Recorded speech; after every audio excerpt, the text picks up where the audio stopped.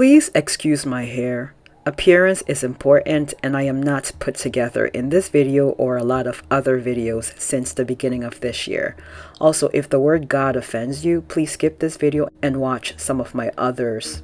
Just so we are clear, although I was baptized Catholic, I have a complicated relationship with Christianity, hence why I haven't been to church in years.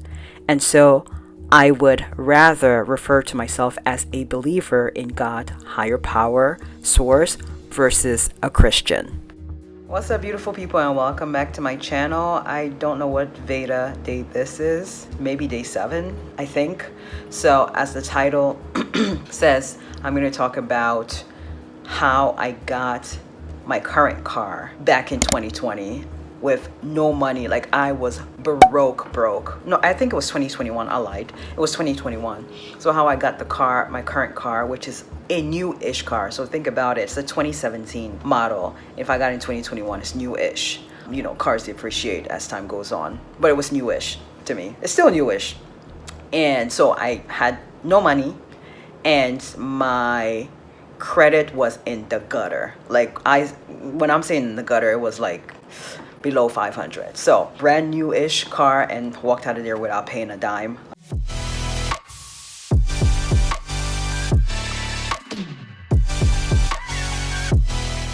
So in 2020 is the beginning of like all my car woes. In 2020, in May of 2020, so in the thick of the lockdown, is when I started having issues with my 2001 Saturn, which I had had for 6 years at this point. I had that car for 6 years. My brother bought it here in Pennsylvania, got it fixed up a little bit. It was like a used car, obviously, and drove it all the way to Florida. And I held onto that car and took good care of it until 2020. So the first thing that happened, I'm gonna try to like abbreviate because it feels like it's a long story. So May 2020, my first issue, I went to start the car. I was going grocery shopping, and I do have to mention that I don't think I needed groceries. This was locked down and the grocery store was the only place open. So yeah, I wanted to get out of the house. And then my car wouldn't start. So then I called AAA. They came and it was the battery. So that was $140. Okay, so I'm thinking, okay, we're good. So I go on about my business, go shopping. The very next week, I kid you not, I was driving to the outlets. Again, I was going to spend money, and God was like, nope, not this time. So I was driving to the outlets to spend some money on clothes I probably didn't need.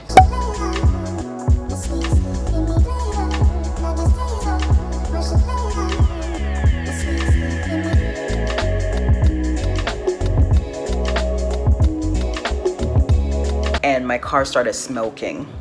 I started to see smoke come out of like the hood, yes, so the front of the car where the engine is. And luckily I was by a garage. Like over there in Disney Springs, they have like parking garages. So I pulled over in there.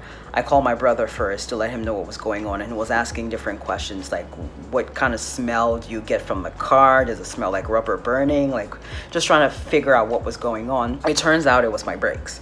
So anyways, I called AAA. They came again, hauled my car over. The people at the car fixing place the mechanics said it was my brakes, and I had never gotten my brakes fixed for the whole 6 years that I had that car. So it was time. I think it was brake pads and brakes or something like that. So yeah, that was a smooth $1,000. So maybe it was $1,100, which it really hurt my heart. But I was like, I need my car. So this was still like late May of 2020. So literally a week after I just dropped the $140 on the battery.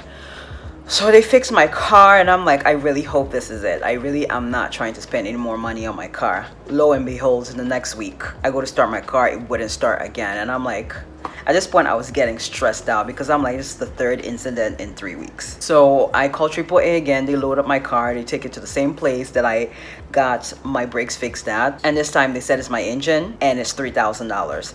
And the funny thing about this is like, I had to sit there for like an hour and a half. Nobody was coming up to me to tell me what was happening. And I'm like, okay, I see people like in and out of there within like 20 minutes. So I had to go up to them and ask, like, what is going on with my car? Like, nobody has told me. They're like, yeah, it's your engine. It's $3,000. And they wouldn't accept any partial payments because I wanted to pay like half of it. You're like, no, you're going to have to get a credit card in order to do that. And at this point, I was not trying to get any more credit cards. I was like, no, I can't do that. You guys cannot take like a partial payment. They're like, no. It was a Wendy's down the street. I walked over to the Wendy's, got a Frosty, and just sat there just thinking. So I called the tow truck. They came and hauled my car and took it home, and it just sat there because I'm like, I don't have no $3,000 as a whole. I can do partial payments, but I don't have $3,000. I even talked to somebody from work because this was around the time I got. This might have occurred in June because then I got called back to work in mid-June because I was furloughed from my job. So I got called back to work in mid-June. So I was like, yeah, I have to go to work next week and I don't have a car. So I think this happened between late May into mid-June. So I did have the timelines right. So then I even had a few coworkers wanting to help me out. One of my coworkers, her husband is a mechanic. She was like, can you just take a picture of the engine and send it to me? I'll let my husband know. Yeah, her husband looked at everything and it still was gonna cost about $1,500, which I didn't have. So I had no choice now but to be Ubering to work, which I know people are gonna be like, that's even gonna cost you more money, but I had to get to work and they weren't taking partial payments for this job. So I had to be taking Lyft and Uber to work, and then I was also doing a car rental.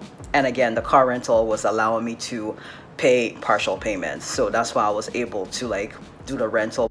So I did that for a little bit, doing the Uber thing to work and doing the car rentals. And then finally somebody has suggested that the car rental, the place you're renting the car from, they always sell your older cars for a cheaper price. So if they get a new fleet of cars, so at the time, if they got a new fleet of 2021 cars, they'll be trying to get rid of the 2019 cars or the 2020 cars.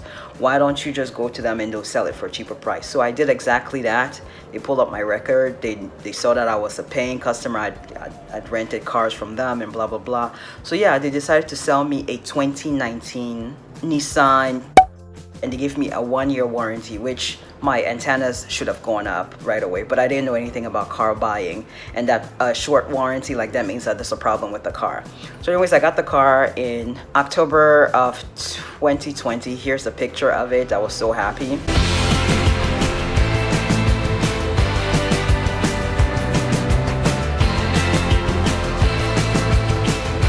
And yeah, drove it home. Car worked fine for 2 months, and then I started to have issues again with the car starting, and I'm like, not again. I thought it was a battery. Remember, I just dropped $140 on the battery in May, so I dropped another $140 on another battery for this new car, thinking that was the issue, and it ran fine for 5-6 months. Boom, June 2021, again, the car will not start. I'll try, then I'll finally start, and I'll be scared to even turn it off, because then it's once it's turned off, then who knows if I'm gonna be able to start it again. So then I took it to a mechanic. I remember this was on July 4th. This was the holiday, July 4th of 2021. Took it to the mechanic. They said it's $561. My uncle paid for that. $561. Drove it out of there. It was fine that day. Literally the next day, it was doing the same thing that I took it to the mechanic for to get fixed. So I took it right back there. I said, you guys didn't do anything. I'm still having the same issue. And even then, they tried to start the car and it wouldn't start. So they took the $561 and didn't do anything, because they couldn't even start the car.